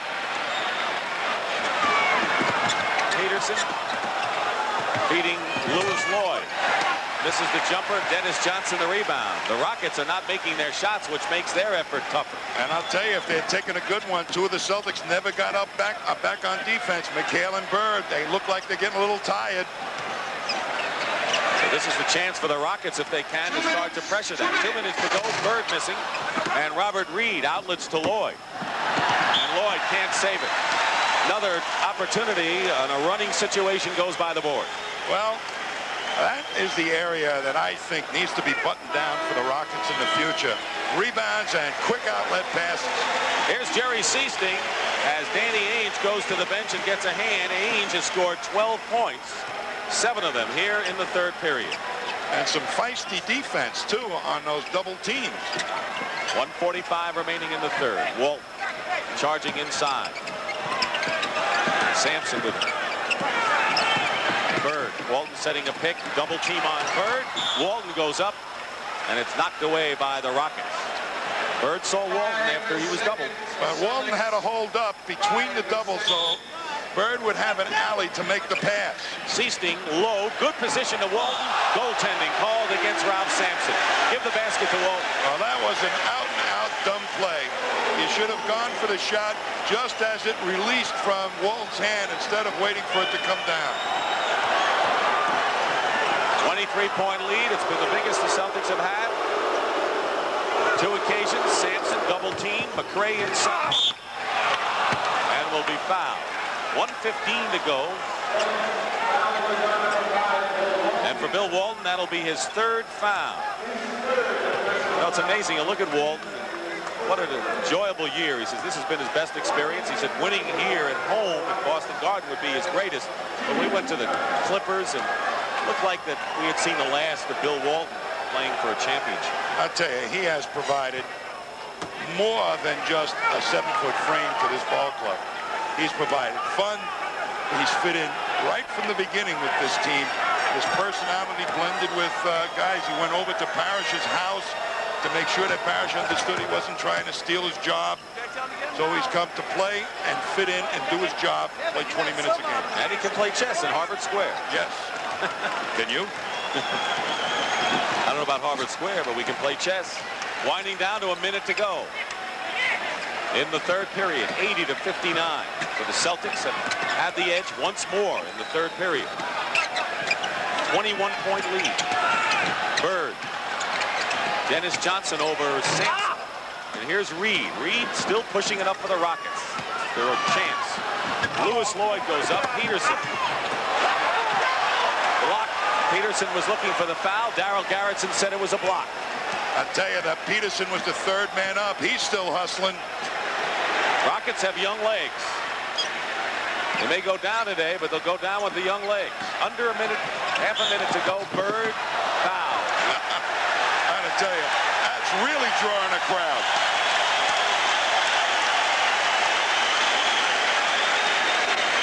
Larry Bird was the MVP of the playoffs in '84. He has a triple-double today. And we just saw Bill Fitch on the bench. You know, you got to commend him. He brought this team along so rapidly. Absolutely did a fantastic job. There's some things that they have to button down on both sides of the offense, using the big men a little bit better and the fast break a little bit better. But boy, are they in the right direction. He's talking to Akeem, words that may be more of use next year than right now. Meanwhile, Lewis Lloyd with 4 fouls. So Peterson, Lloyd, Sampson, and Olajuwon have 4. Kevin McHale being worked on by Ray Melchiori, the Celtics trainer. Bird and McHale have 49 points between them. Alley-oop to Ralph Sampson. Sampson with 8 points, 6 of them here in this 3rd period. McHale has a muscle spasm in his back, Dick. They can afford to let him work it out. Final seconds of the 3rd period. Dennis Johnson goes up, and that'll do it. The Celtics had a 17-point lead at the half, and they've upped it more. That's the end of the 3rd period with the score. Celtics 82, Rockets 61. We'll return to Boston Garden after this word from your local stations. 11 rebounds and 10 assists. Kevin McHale has led them with 27. And for the Houston Rockets, Akeem Olajuwon with 15. And Ralph Sampson only 8. And the Fire not with the Rockets in this one to this point. Olajuwon guarding Parish. Steve Harris has come in the ball game, the rookie from Tulsa, guarding Seasting now. McCray on Bird. Hook shot, goaltending by Sampson, and I don't know whether he had to do that. That ball may not have gone in. Well, you never know now, because he swatted it away about 2 inches in front of the hoop. Walton gets credit for the basket. He has 8. Steve Harris. Saying Olajuwon and Walton are going at it. And Walton complaining to Darryl Garretson. Meanwhile, Steve Harris is fouled and will go to the line. When you talk about the Rockets and their future, this man figures very prominently. He was the 19th pick in the draft out of Tulsa. He's a string bean rookie, very quiet. They say he can handle the ball well and is a good outside shot. Well, I'll tell you this. They feel he has the work habits of Larry Bird. Bill Fisher ought to know that. Spends much time after practice, and they think he's going to be a dandy. You know, Walton trying to bump Olajuwon as he comes down the court. You know, the tactic to make a guy stop doing that is stick your elbow in his throat. And Walton took exception to it. So watch that little foray going on here early in the fourth quarter. Harris missed them both. McCray staying with Bird. Wiggins is guarding Seasting now. Harris is on Dennis Johnson. There's Sampson and Walton. 2 seconds on the shot clock. Bird wants a three out of it, and he gets it.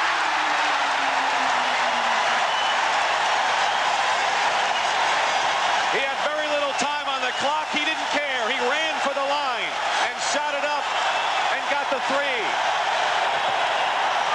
Walton with the rebound. And sometimes, many times, those three-point shots break the back of the opposition. Particularly like that, Dick, the clock was running out. They played pretty decent defense. I think Bird said, how about this? In your face or whatever. Walton pulling up, banks it in.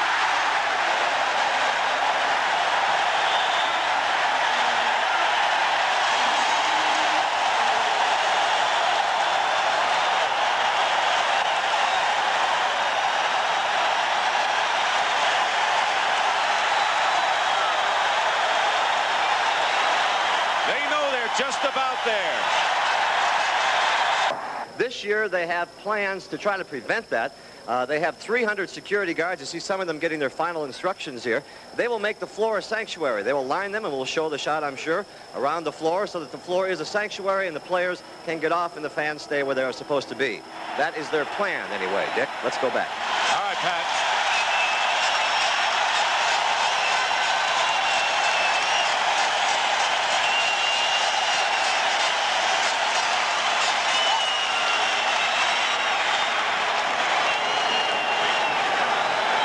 McCray guarded by Bird. I don't think Bird is through yet, Tommy, the way he's looking at McCray. And Steve Harris gets the basket. Big edge for the Celtics up front. Big edge. Under 10 minutes remaining. Seasting for Bird's foot. Walton to Parish. Olajuwon foul and a push.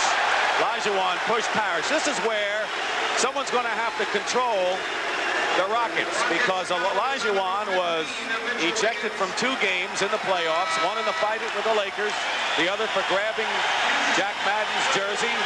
Sampson was thrown out for fighting. Seasting goes out of the game to the applause, but this is where the officials are going to have to make sure the Rockets don't fight back in frustration. Well, they have to come out and still be aggressive, but it's a near impossible situation for them now. And they can't lose their cool if they go down in defeat. They may be very, very mad, but if they're going to be a real championship team, they've got to control their emotions and, in essence, be a good loser. 3 fouls on Wiggins, but the Celtics control. Bird for 3. Walton fighting Sampson, who gets the rebound. Celtics biggest lead, 28. And Rodney McCray. Here's a guy that the Celtics will be mighty impressed with after this series, and they have been, of course, throughout. Now, that front line that they have, the Rockets, is going to be a dominating force for a lot of years. Bird goes inside on McCray and draws the foul. He has every trick in the book. And I bet a lot of that comes when he's just working by himself out in Indiana, just he, the ball, and the rim. There's Robert Reid. He's a very important player in their plans. Even though he's an elder statesman on this ball club, his leadership down the stretch when Lucas left, very important. They're going to have to capitalize on that next season a lot more. Triple-double for Larry Bird. Bird has 27, so does McHale. Needless to say, the front line scoring once again, 54 points combined by those two. Harris.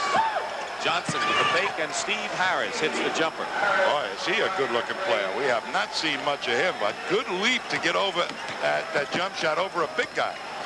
Bill Fitch knows what he has in Harris. Walton runs him into a pick, fights right through it. Quick passing by the Celtics. Dennis Johnson hits. That's the type of passing Casey Jones wanted back in his offense. It disappeared for 2 games. Yesterday, he said it was a thing of the past. Well, now it's come back.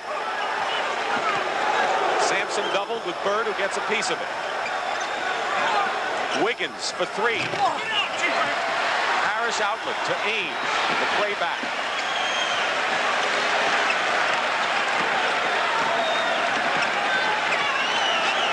Celtics have not had any kind of a letdown ever since the Rockets scored 11 points to come within 1.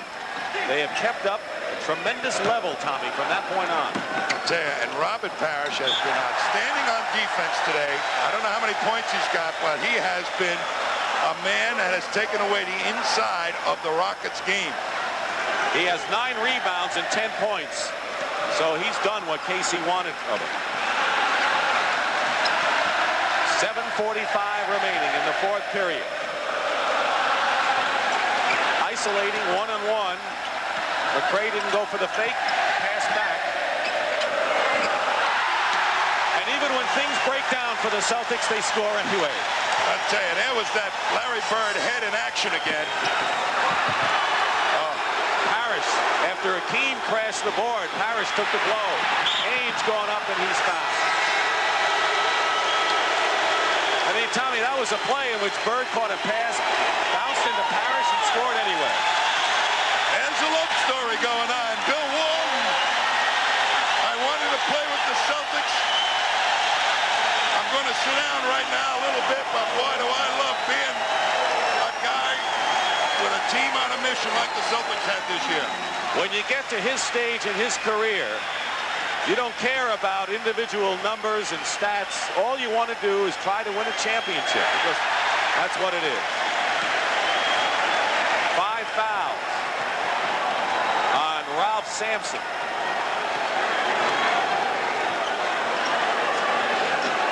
McHale is guarding him. Olajuwon hits outside, but that's not the Rockets game. You know, the Rockets will never forget this series, and they will say, we didn't do such and such in the first 2 games. So next year, if they get in the finals, they'll come out Tigers in the first 2 games. Parish setting a screen. Ainge. Knocked away by Olajuwon. And Houston still fighting. Wiggins hits the jumper. Odds against them. The Celtics at home with a huge lead, but the Rockets are showing why they're going to be powers, I think. They're still coming. They're not giving up. They're not rolling over. They're going to play it tough right down to the bell. Bird. And Sampson gets it out to Wiggins. Harris.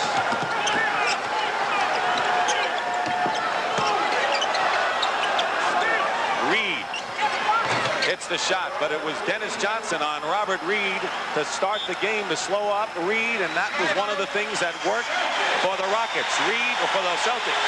Reid 2 for 9, and there's a timeout. This is Causeway Street out in front of Boston Garden. Just an ordinary Sunday, but this place will be mobbed as soon as this game is over. And meanwhile, in the Celtic dressing room, they are starting to pop the corks and get ready for the celebration. They've had a lot of them, and another banner tacked up here at Boston Garden, their 16th world title. Big addition to the club this year was the redhead and the guy next to him, Jerry Seasting, and how sweet it must be for both of them. You know, not too many of the Celtic championships were really won at home, but quite a few of them on the road. So this celebration, getting involved with the mob scene, the players saying probably want to get off the floor as quickly as possible. When the Celtics beat the Rockets 5 years ago, they won it in Houston in Game 6. Before they changed to the 2-3-2 format, started last year. Olajuwon hustling, knocks the ball away. Meanwhile, Ralph Sampson on the bench with 5 fouls and 8 points, and it just didn't happen for Ralph today. Well, he learned a lesson, and he's smart enough to profit from it in the future.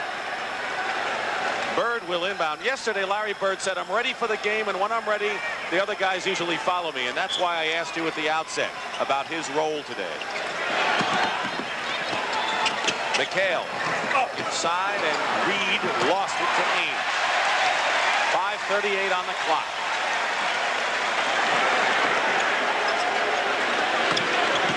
Parish double teamed, and they'll call the foul. Here's Lloyd. Lloyd played his best game today in the series. I think Lloyd, Bill Fitch said he had a little physical problem, a rash, a cold. But the other part of it was that they never really got the running game going, which brings out the best in Lloyd. We saw Lloyd play 2 outstanding games against the Lakers, didn't we, Tommy? He sure did. Olajuwon has picked up his 5th personal foul. So Sampson on the bench with 5, and Akeem stays in the game with 5. Parish makes 1. Dennis Johnson is the only Celtic not in double figures. He has 8 points.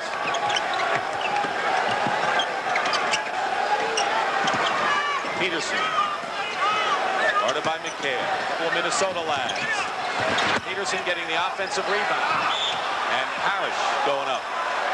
The Boston Celtics coaching staff, Casey Jones, Jimmy Rogers, and Chris Ford. Ford played for Bill Fitch when they won the title over Houston in '81. Jimmy Rogers was a longtime assistant way back to North Dakota with Bill. I'll tell you, Casey Jones, I'd like to just say one thing about Casey Jones. Casey Jones almost lost a coaching career when there was a television intrusion in the huddle, and it showed that perhaps Bernie Bickerstaff was doing all the coaching, which he really wasn't. And it left an impression that when he left the Bullets, he couldn't get a coaching job, not even in the college ranks. I'm glad that Red Auerbach gave him a chance, and here he is going for his 2nd title.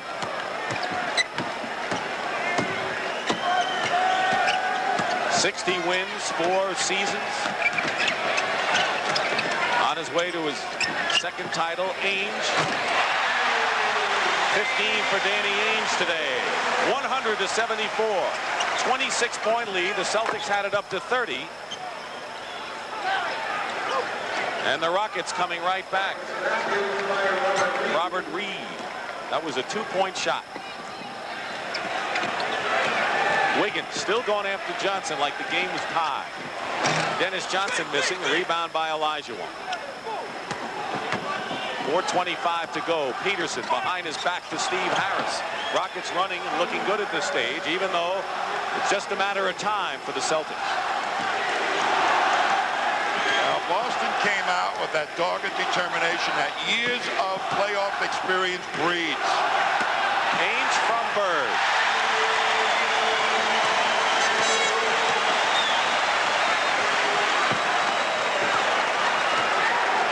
And no one expected the Rockets to be in the finals this year.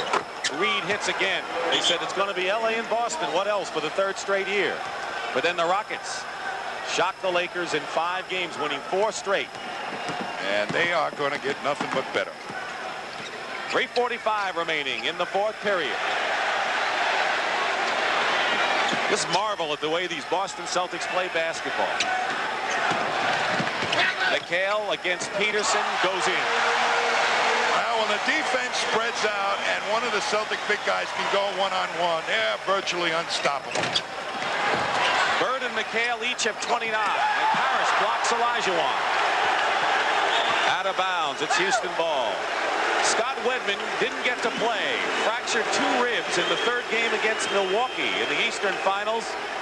And now he's going to get a chance to play. Isn't that great? And listen to the crowd. That's terrific. Robert Reid hits another jump shot. And Wedman is going to get a chance to play in this NBA final. Well, he was a very important member of that team all season long, and Casey Jones wants to give him at least an opportunity, even with the broken ribs, to feel like he was part of the finals.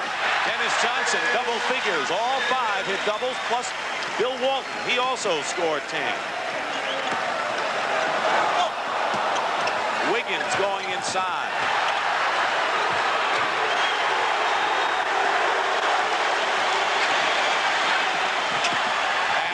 Bird, no basket.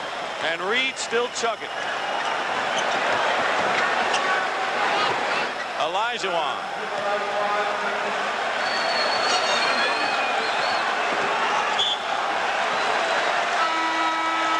And here comes the bench. Carlisle, Wedman, and listen to the hand for the starters as they go.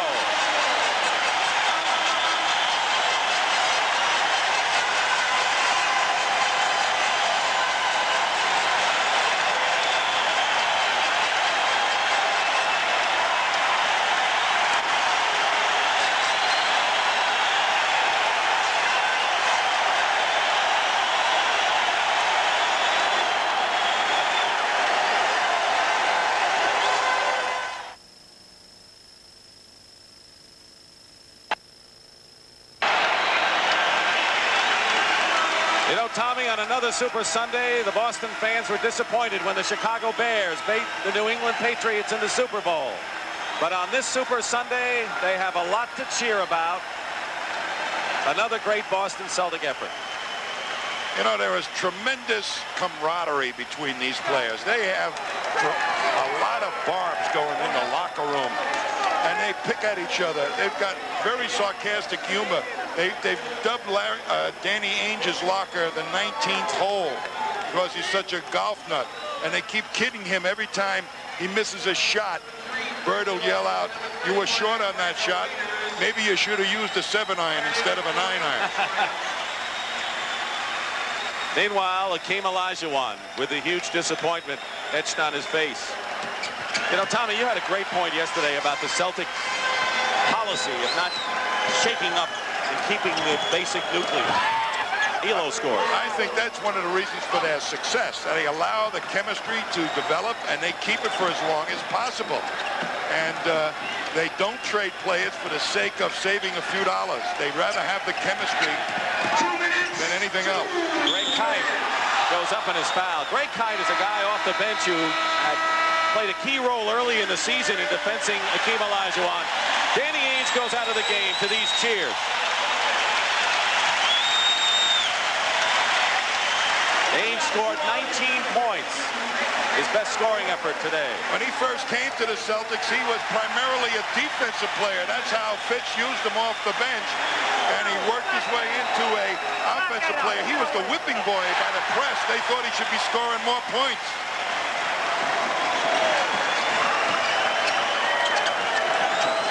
Level with Harris and Elo and McDowell and Waiters. And there's Hank McDowell scoring. You know, because Ainge came on the way he did, the Celtics were able to trade Henderson to Seattle and have the #2 pick in the draft coming up. And this draft is a very important draft for the Celtics to try and continue, perhaps with a big guy, as some of the Parishes and the Waltons leave the scene. So Carlisle and Kite, Wedman, and Third Kill and Vincent are in there. Alan Level hits a three-point shot. He's hit 4 of them in this series. 110-91. And Rick Carlisle, who was a teammate of Ralph Sampson's at Virginia, scores. You know, the other thing I got to say, Dick, is the owners of a team are very important. When they let the management work the way they work, you know, if they know basketball, let them do their thing. And I think the Celtics owners have done that, and so have the Rockets. You know, the Celtics have had one basic management guy in Auerbach, but they've had a lot of different owners over the years. Absolutely, and most all of them have listened to Red Auerbach and what he's decided to do, and I think Charlie Thomas down there in Houston has given Ray Patterson carte blanche, and Patterson in turn has given Bill Fitch carte blanche. In 3 years, the Rockets went from 14 wins to 51. That's about a meteoric rise as you could ask for.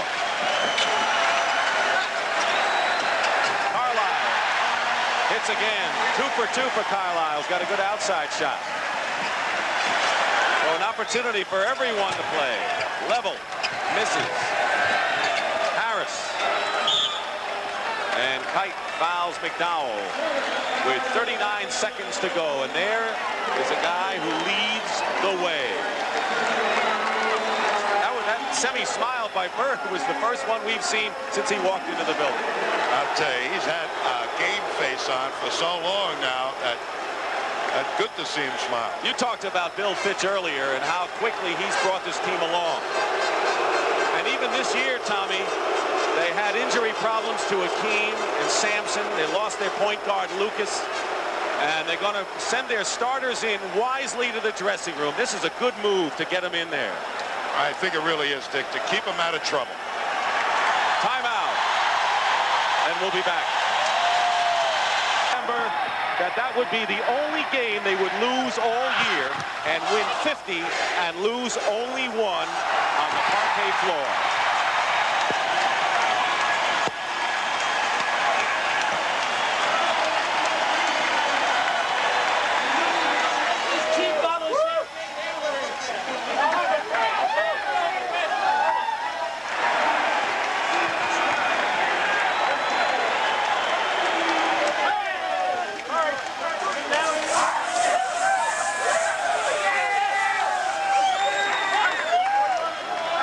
Boy, do they ever earn this. They never look back this year, Tommy. They were very, very enjoyable to watch this season. Their passing game really harkened back to the 50s when everybody got involved and they truly became a team. They lost on Christmas Day after having a 25-point lead. They had lost 5 out of 9, and then they grouped together, won 17 out of 18, and the Celtics used Christmas Day's disaster to go on and win their 16th NBA championship. We'll be back to Boston Garden with that in just a moment. Causeway Street a little while ago, and now the fans have filtered onto the street.